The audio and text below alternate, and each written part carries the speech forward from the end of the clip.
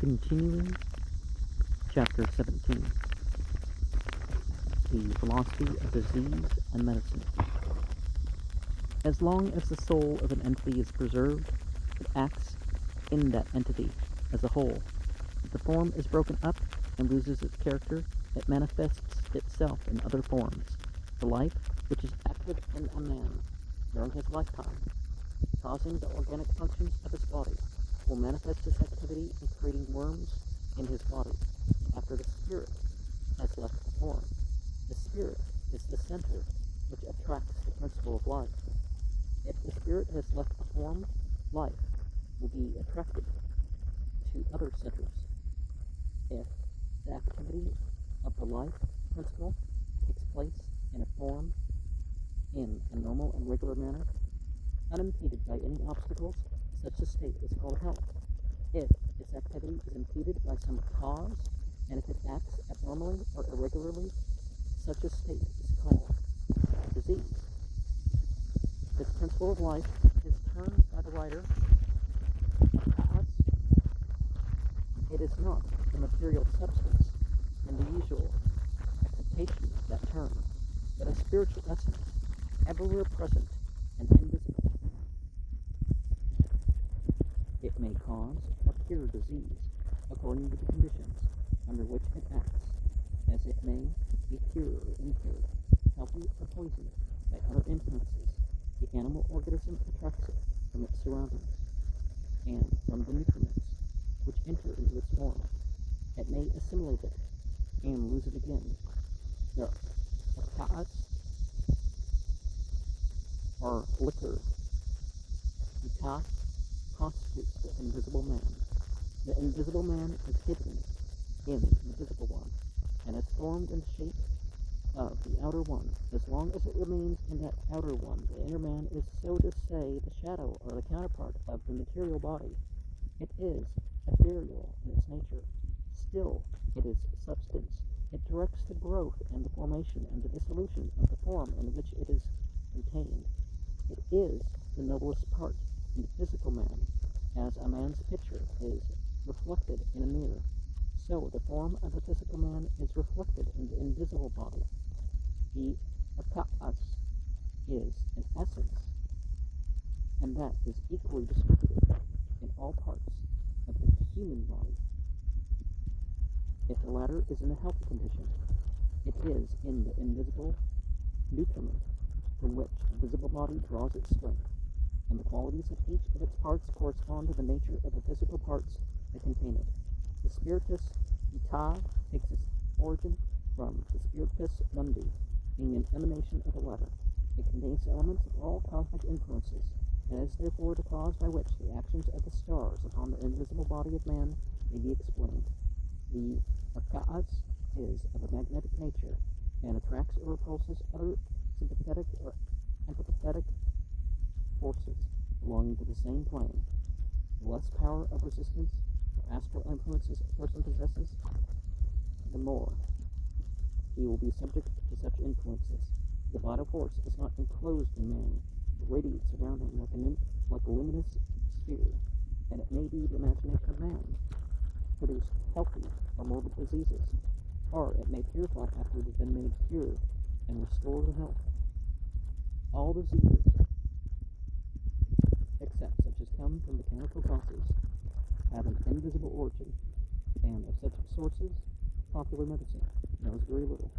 Men who are devoid of the power of spiritual perception are unable to recognize the existence of anything that cannot be seen externally. Popular medicine knows, therefore, next to nothing about any diseases that are not caused by mechanical means, such as are caused by overloading the stomach with food, constipation of the bowels, obstructions, etc. And the science of curing internal diseases consists almost entirely in the removal of causes that have produced some mechanical obstruction. But the number of diseases that originate from some unknown causes is far greater than those that come from mechanical causes.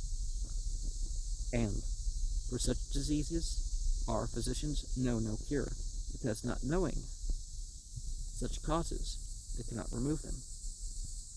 All they can prudently do is to observe the patient and make their guesses about his condition, and the patient may rest satisfied if the medicines administered to him do him no serious harm, and do not prevent his recovery. The best of our popular physicians are the ones that do the least harm, but unfortunately some poison their patients with mercury, others purge them. There are some who have learned so much that their learning has driven out all their common sense, and there are others who care a great deal more for their own profit and for the health of their patients. A disease does not change its state to accommodate itself to the knowledge of the physician, but the physician should understand the cause of the disease. A physician should be a servant of nature and not her enemy. He should be able to guide and direct her in her struggle for life, and not throw by his unreasonable influence fresh obstacles in the way of recovery. Medicine is much more an art than a science.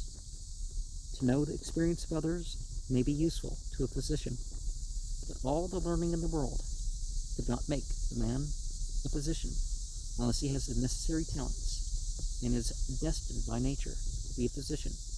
If we want to learn to know the inner man by studying only the appearance of the exterior man, we will never come to an end, because each man's constitution differs in some respect from that of another. If a physician knows nothing more about his patient than what the latter tells him, he knows very little indeed, because the patient usually knows only that he suffers pain, or something else. Nature causes and cures disease, and it is therefore necessary that the physician should know the process of nature, the invisible as well as the visible man. He will then be able to recognize the cause and the course of a disease, and he will know much more by using his own reason than by all that the books or the patient may tell him. Medical science may be acquired by learning, but medical wisdom is gained only by knowledge of nature. The kind of knowledge that man ought to possess is not derived from earth, nor does it come from the stars, but it is derived from the highest, and therefore the man who possesses the highest may rule over the things of the earth and over the stars. There is a great difference between the power that removes the invisible causes of disease, and which is magic, and that which causes merely external effects to disappear, and which is nothing. It would be interesting to find out how many chronic diseases and lifelong evils are caused by vaccination. If the organism contains some poisonous elements, nature may attempt to remove it by an expulsive effort caused by the action of the spirit from the center toward the periphery, and producing cutaneous disease. If by vaccination a new herd is established to attract the disease elements, mumia. By vaccination, a new herd is established to attract the diseased elements, mumia. The manifestation of the poison on the surface of the body may disappear, but the poisonous elements will remain in the body, and some other more serious disease will manifest itself sooner or later. The archaeus is the essence of life, but the principle in which this essence is contained and which serves as its vehicle is called mumia. In the mumia is great power, and the cures that have been performed by the use of the mumia are natural, although they are very little understood by the vulgar, because they are the results of the action of invisible things, and that which is invisible does not exist for the comprehension of the ignorant. They therefore look upon such cures as having been the products of the black art, or by the help of the devils, while in fact they are but natural, and have a natural cause. This invisible mumia that may be transferred from one living being to another is nothing else but the vehicle of life, or vital magnetism.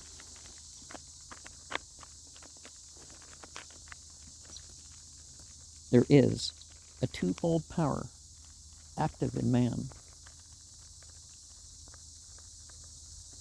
an invisibly acting or vital power, and a visibly acting mechanical force. The visible body has its natural forces, and the invisible body has its natural forces, and the remedy of all diseases or injuries that may affect the visible form are contained in the invisible body, because the latter is the seat of the power that infuses life into the former, and without which the former would be dead or decaying. If we separate the vital force from the physical form, the latter dies and putrefies, and by impregnating a dying body, vitality may be made to live again. The invisible forces acting in the visible body are often very powerful, and may be guided by the imagination and be propelled by the will. Now, don't take that too literally, because you don't want to be impregnated via a dead body, or you don't want to do stuff with the dead body otherwise if you're the other type, right? Or at least you shouldn't act on those things.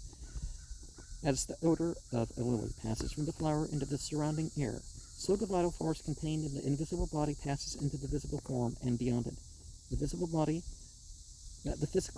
has the capacity to produce visible organs, such as the eyes and the ears, the tongue and the nose, but they all take their origin from the invisible body, of which the external visible form is only the outward representation. But if the germs and essences of all the organs of the physical body are contained in the invisible vehicle of life, it follows that this invisible microcosmic body contains certain definite qualities for some purpose, and the cures that have been performed by the use of this mummia prove that this assertion is true.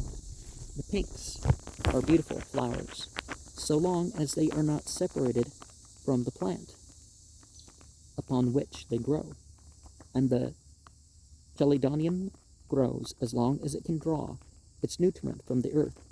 But if the pinks are separated from the parent stem, and if the roots of the chelidonium are dead, these plants, being separated from the source out of which they drew their vitality, will decay.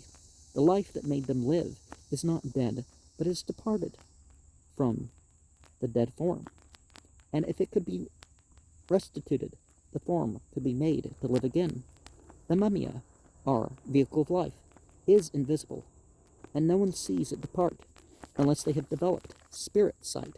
But nevertheless, it is a spiritual substance containing the essence of life, and it can be brought again by art into contact with dying forms, and revive them if the vital organs of the latter are not destroyed. That which constitutes life is contained in the mummia, and by imparting the mummia, we impart life. The visible body seems to see and to talk, and yet we do not see the powers that see and talk through it. Likewise, the actions of the mummia upon the visible body cannot be perceived by the senses, only its effects can be seen. A visible form without vitality has no other power but its own weight, and if it contains mummia, it may perform a great deal. The mummia is the arcanum, the flower of man, and the true elixir of life. The mummia may act from one living being directly upon another, or it may be connected with some material and visible vehicle, and be employed in that shape. The Eastern adepts, not Mesmer, were the original discoverers of so-called mesmerism. Man possesses a magnetic power by which he may attract certain effluvia of a good or evil quality, in the same manner as a magnet will attract particles of iron.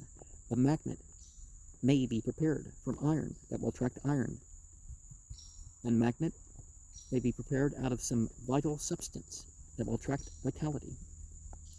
Such a magnet is called the magnes mercosmi, and it is prepared out of substances that have remained for a time in the human body and are penetrated by its vitality. Such substances are the hair, excrements, urine, blood, etc. If it is desirable to use the excrements, they are to be dried in a shadowy, dry, and moderately warm place until they have lost their humidity and odor. By this process, all the mummia has gone out of them, and they are, so to say, hungry to attract the vitality again. If such a magnet is applied to a part of the patient's body, it attracts and absorbs vitality from that part, in the same manner as a sponge absorbs water, and it may thereby allay the inflammation existing in such a part, because it will attract the superabundance of magnetism carried to that place by the rush of superabundance, by the rush of blood. The mummia, coming from the body of a person, continues to remain for a while in sympathetic relationship with the mummia contained in such a person, and they act magnetically upon each diseased part of a person, and they act magnetically upon each other. If therefore the mummia is extracted from a diseased part of a person by a microcosmic magnet, and the magnet mixed with earth, and an herb is planted into it, the mummia in the magnet will be extracted by that plant and lose its diseased matter and react in a beneficial manner upon the mummia contained in the body of the patient. But it is necessary that the selected plant should be one which bears the signature of the disease with which the patient is afflicted, so that it may attract the specific influence from the stars. In this way, diseased elements may be magnetically extracted out of a person and inoculated into a plant. This is called the transplantation of diseases, and diseases may in a similar manner be transplanted into animals that are healthy and strong, or the virus may be transferred upon other persons, and many practices of sorcery are based upon that fact. It is nothing uncommon, especially in Muslim countries, to see packages laying in the road tied together with a string. On opening them, hair, bloody rags, excrements, etc. may be found. Such packages are laid there by some sick persons or their friends. They contain the mummia of the sick, and it is intended that who opens the package should get the disease of the patient, and the latter get well. And, well, it's not at all Islamic practice for multiple reasons. It is dangerous for sensitive persons to handle such things. The mode of curing diseases by transplanting the virus in the trees has been used by the successors of Paracelsus, Tempsel, Helmont, Flood, Maxwell, and others practiced them to a great extent and acquired great reputation, for this writer will give the following instructions. Many diseases may be cured by way of sympathy, by employing the warm blood of the patient as a magnet for the mummia. The blood may be extracted by venesection or cupping and made to run into lukewarm water or milk, and this is given to a hungry dog or cat to drink. The process may be repeated several times until the patient recovers. The excrements of the patient may be dried as described above and pulverized. They are tied up in a cloth and applied to a poultice until they are penetrated with sweat from the patient, and the powder is then mixed with earth, inserted into a bowl.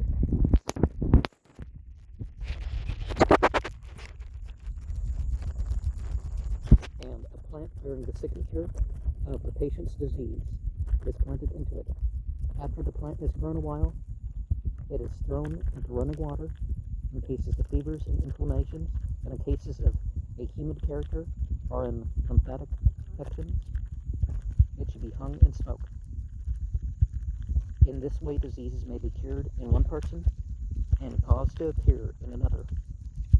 Love between two persons of the opposite sex may thus be created, and magnetic links be established between persons living in distant places, because there is only one universal principle of life, and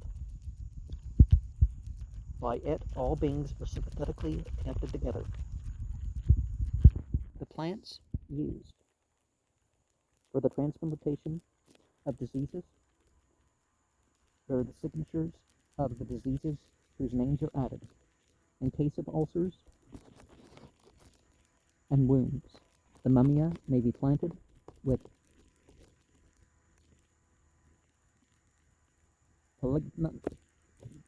Polygonum persicaria.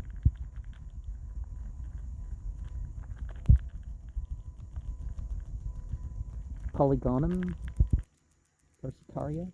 Yeah, I don't know what that is in English. Symphytum aficional? Don't know what that is either.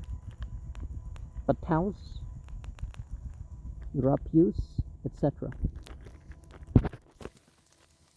The latter plant may be brought for a while into contact with the ulcer, and then to be buried in manure. As it rots, the ulcer heals. In toothache, the gums may be rubbed with the root of Senecio vulgaris until they bleed, and the root is then to be replaced into the earth, or a splinter may be cut off, a blackthorn or a willow, after the bark has been lifted up. Pick the gums with that splinter until they bleed, and replace the splinter into the tree, and tie the cut in the bark up so that it will heal. Well, the faith in such practices might aid in the healing, but we don't have to have faith in the matter and what entities are going to take place and all that, right? In Menorhagia Eternia, the mumia may be taken from the groins and planted with the Polygonum persicaria. In Menorhagia Epicillus, Mentha Pelagium is used. I happen to like a lot of plants that start with the term mentha myself. In the Theses Pulmonalis, the mumia may be planted with an orchis in the vicinity of an oak or cherry tree, or the mumia may be planted directly into such trees. The fresh urine of a patient may be heated in a new pot over a fire, and an egg be boiled in it. When the egg is hard-boiled, some holes may be made into the egg, and the urine boiled down until the pot is dry. The egg is then to be put into an anthill.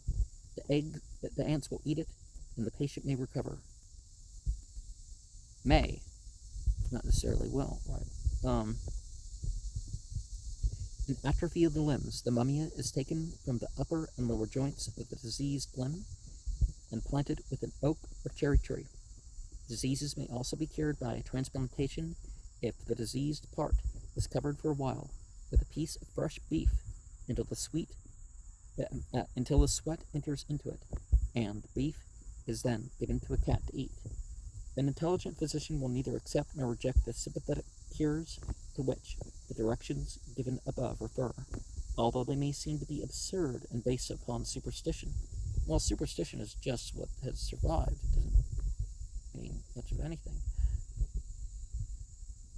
The term superstition signifies a belief in something of which we have no knowledge, but if we understand the rationale of a thing, the superstition ends. An especially favorite remedy of authors is the hypericum perforatum, which is used especially against elemental spirits and larvae inimical to man. The veins upon the leaves are a signatum, and, being perforated, they signify that this plant drives away all phantasmata existing in the sphere of man. The phantasmata produce spectra, in consequence of which a man may see and hear ghosts and spooks, and from these are induced diseases by which men are induced to kill themselves, or to fall into epilepsy, madness, insanity, etc. The hypericum is almost a universal medicine. Well, sorry, there's not the ghouls. You know, be grateful for being able to witness things others aren't. Don't necessarily fight things unnecessarily. Have those who ridicule the statement ever employed the hypericum in cases of hallucination? The writer is well acquainted with the therapeutic power of a magnet and used it in various diseases. He knows the power of mineral, human, and astromagnetism, and his doctrines in regard to human magnetism have been confirmed to a great extent by physicians since the publication of his writings. In this country, more than 100 years ago, Mesmer created a sensation in the medical world by the discovery of animal magnetism and by his magnetic cures. His discovery was then believed to refer to something new and unheard of, that Lessing proved already in 1769 that the real discoverers of animal magnetism were the Hindus. At least, that's where his tradition stemmed from. I think we can trace it back further in Africa. Further back in the Pythagorean lands, further back in the Yazidi countries, and by that I mean they extended quite a bit into the Semitic and Persian territories.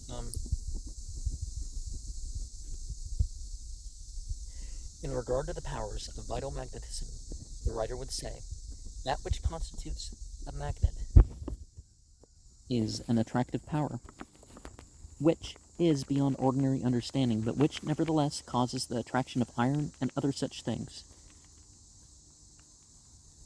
Martial diseases are such as are caused by auras coming and expanding from a center outwards, and at the same time holding on to their centers. In other words, such originate from a certain place and extend their influences without leaving the place from where they originate. In such cases, the magnet should be laid upon the center, and it will then attract the diseased aura towards the center, and circumscribe and localize the disease until the latter may be reabsorbed into its center. If we remember the blood corpuscles and consequently the nerve auras contain iron, this statement appears very rational. Now, if we talk about auras, let's remember the thing about auras is auras are light, heat, moisture, and magnetism. Modern science has confirmed that, yeah, there are fields around critters and plants, even rocks to a degree, because, see, rather than having a huge collection of expensive rocks and all that stuff, realize some principles and stuff like that involved. And comparatively, I guess maybe my collection is expensive, but I've taken my whole life. But honestly, these random stones around here, I could use these if I didn't have the ones in my,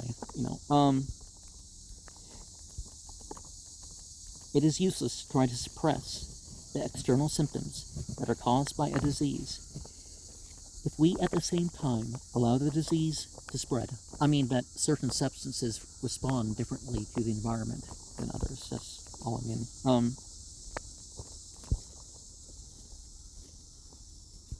A poisonous tree cannot be cut from growing if we simply cut off some of its branches or leaves, but if we can cause the vital essence which it draws by its roots from the earth to descend again into the roots and re-enter the earth, the poisonous tree will die on its own account. Well, in general, the various plants and animals form a mixture, so just don't do like some of the more conservative Zoroastrians and try to get rid of the animals and stuff that you don't like, or which are labeled as the evil ones. But again, it's nature, so it's not evil, or it's not The attractive power of a magnet acting upon the diseased aura of the blood in an affected part. The aura may be made to return to the center from which it originated and be absorbed therein, and thereby we may destroy the herd of the virus and cure the patient, and we need not wait idly to see what nature will do. The magnet is therefore especially useful in all inflammations, influxes, and ulcerations, in diseases of the bowels and uterus, in internal as well as external diseases. The magnet has a front, North Pole, and a back, South Pole. The former attracts and the latter repulses. In the case of hysteria, the attracting part of the magnet is applied above the uterus, and the repulsing part of another magnet below. In this way, the nervous force, controlling the movements of the uterus, will be propelled towards its proper place. In cases of epilepsy, where there is a great determination of nervous fluid towards the brain, the repulsing pole of the magnet is applied to the spine and to the head, and the attracting pole of other magnets upon the abdominal region. I used to live next to a guy who did magnet cures. He was also in commercials, so made his living other ways too.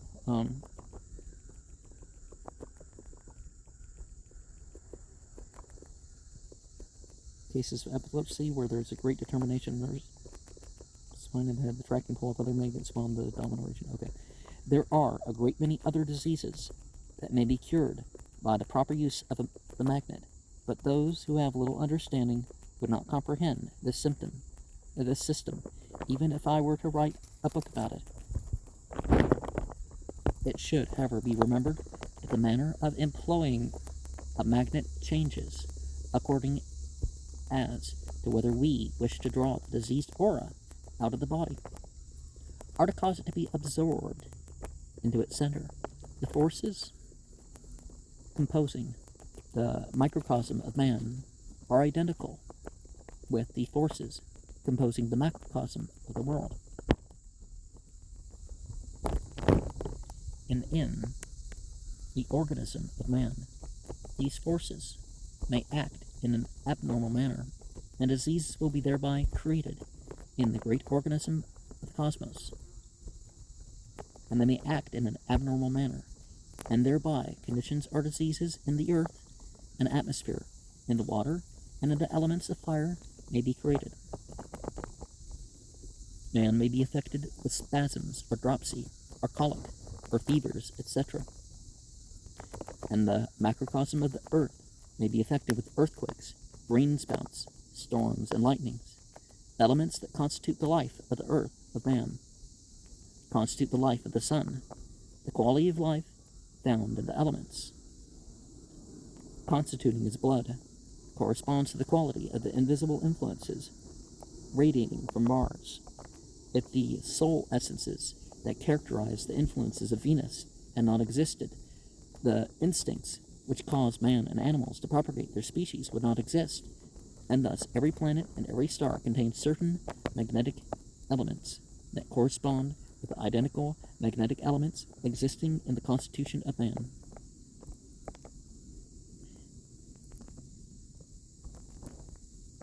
A physician who wishes to be rational must know the constitution of the universe, as well as the constitution of man. He must be an anatomist, a physiologist, and an astronomist, and it will avail him little to learn these sciences from the books, but he should have an understanding of them by the power of interior perception, which cannot be taught in books, but must be acquired. Well, a lot of what's called intuition is training with outer information, and then you start having the experience. But anatomy of the microcosm. The writer regards man as not merely a compound of muscles and bones, tissues and nerves, but as representing on a smaller scale all that is contained in the great world. Therefore his soul and mind are as much parts of his true constitution as are the terrestrial elements of which his elementary body is made up. Thus the anatomy takes in all parts of man's constitution. which has already been explained in a previous chapter. There are two kinds of anatomy of the microcosm, one teaching the constitution of the external form of man, the other one that of the internal living man. To seek for the internal man by dissecting the external form is useless, for in doing so we do not find life, but we destroy the form in which it manifested itself. The anatomy of the microcosm is twofold. First, the local anatomy, which teaches the constitution of the physical body, its bones, its muscles, bloods, vessels, etc. Second, the more important material anatomy, i.e. the anatomy of the living inner man. The latter is the kind of anatomy which is most important for the physician to know, but it will be difficult to bring it to the understanding of those who merely judge by external appearances and refuse to follow the way of the truth. If we know the anatomy of the inner man, we know the prima materia, and may see the nature of the disease as well as the remedy. That which we see with our external eyes is the ultima materia.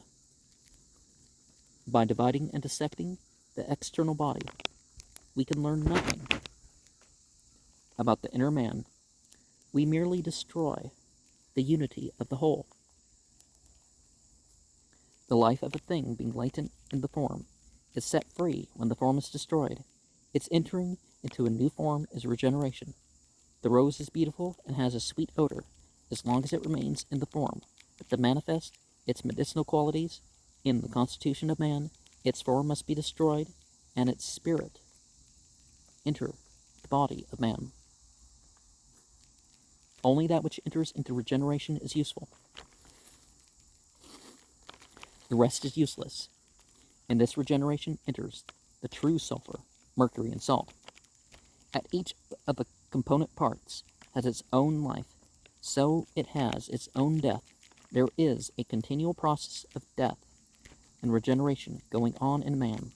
As a tree or a plant grows out of its seed, so the new life grows out of the old one, and that which was heretofore invisible becomes visible. The physician should be able to see that which is not visible to everybody. He should see it in the light of nature, and if this light is to be called a light, it must be visible and not dark. It says is in the thing, so it has to correct it. The physical body of man is grown from a physical germ and requires physical nutriment for its support. There is something like a fire within ourselves which continually consumes our form, and if we were to add nothing to our body to supply the waste caused by that combustion, our form would soon die. We continually eat our own selves. We eat our fingers, our hearts, our brains, etc. But in each morsel of food which we eat, there is contained the material required to replace that which has been consumed by that internal fire. Each part of our organism selects what it needs, and that which is superfluous or useless is rejected, or stored for later, right? The master in man, who superintends the building up of the organism, supplies every organ with that which it needs. We need not eat bones to cause our bones to grow, nor our veins, ligaments, and brain to have those things formed within us. Bread will produce blood, although there is no blood in the bread. Besides the visible body, man has an invisible one. The former comes from the limbus, the latter is made from the spirit.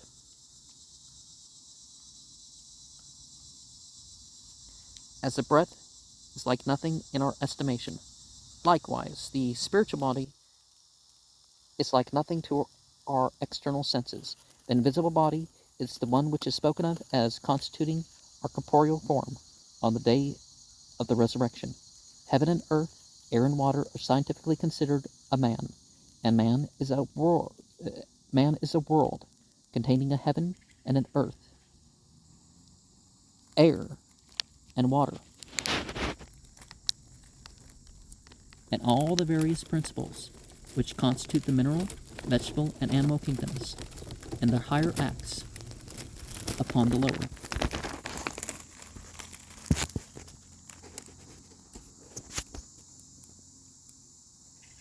Thus, the principle constituting Saturn in the macrocosm acts upon the Melissa in the microcosm. Acts upon the Saturn in man. The Melissa of the macrocosm acts upon the Melissa in the microcosm, etc. And Melissa is the word for bee, right? But it's also in the word for lemon balm, isn't it? The Melissa of the macrocosm acts upon the Melissa in the microcosm, etc. There are innumerable principles in the microcosm. They are not differing from each other in the number of things of which they are composed, but in the way they are composed, for they all consist only of three things, i.e., sulfur, mercury, and salt. As a million of figures are contained in a rough piece of wood, from which a woodcutter may cut one or many images or forms, so many hundred different diseases may be produced from the corpus of man, and yet is but a single corpus.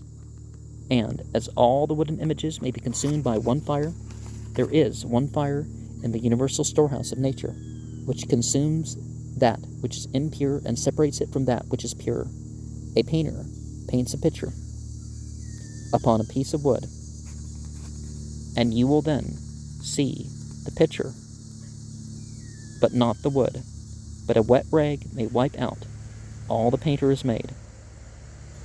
Thus, we have been cut out by the hand of the Creator, and He informed us in the three substances and painted us all over with life. But death wipes out the picture. Therefore, we should not allow ourselves to be seduced by the temptations of life, seeing that they are nothing but illusions, resembling colors, which in themselves are neither red nor yellow nor green, but merely appear to be so to the eye. Death also has its colors, and if the color of death takes the place of the color of life, death gets the mastery over life. These two colors the physician should know, but they do not explain the disease. They are merely outward signs, and as such, they are elusive. It is erroneous to speak of fever as if this were disease. The name fever refers to the heat of the disease, and this heat is merely a symptom. It is neither the cause nor the substance of the disease. It would be more appropriate to call it morbus nitri, or morbus sufferis, incensi. Apoplexy is a misnomer, because it is caused by a sublimation of mercury, and ought to be more properly called mercurius cacinialis sublimatus. The same may be said in regard to many other diseases and their misnomers. Names ought to indicate the true nature and not merely the external effects of the diseases. If a physician cannot see deeper than a novice, then he is a novice and not a physician. What is there in the ocean, in the earth, in the air, or in the firmament, i.e. the fire, which should not be known to a physician? Why is professional ignorance so great and success so little? But because the practitioners study only external effects and the anatomy of the external form, are not able to look with the eye of the spirit in the mysterious part of nature.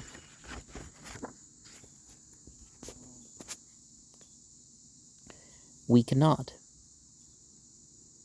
see the life in things that are dead. The eyes of the soul must open, and we must become able to see not only the house of life, but its living inhabitant. If we wish to restore health, we should be able to use the virtues contained in all the 4 elements of the celestial and terrestrial realm. Man's organism is composed of many parts. If one part is diseased, all the other parts suffer. And one disease may be the death of the whole. Man has in him the whole firmament, the upper and lower spheres. If his organism is sick, it calls for help, as the soul must fight against evil thoughts with all its strength, and call mental discipline to its aid with the whole heart, the whole mind, and all the powers. So the diseased physical organism calls to its aid all the celestial and terrestrial powers with which it has been invested to resist the cruel and bitter hand of disease and death. And there's an animal around here that the turtle is trying to get away from. But this turtle, I've given the name zbvi alnw.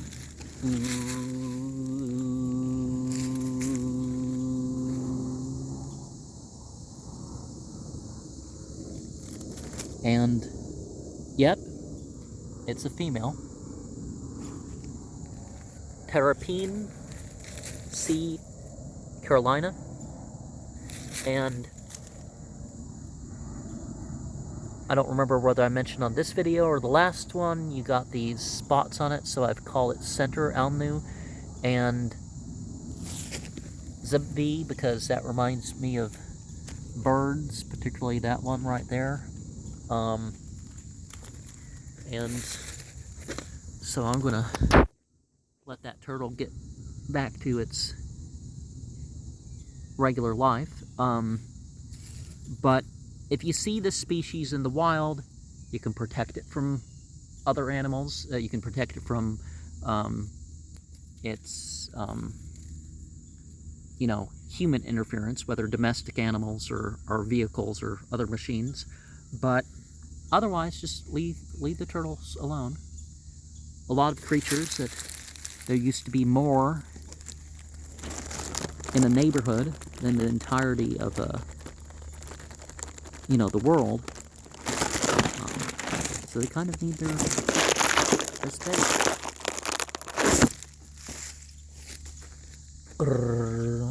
Zombie.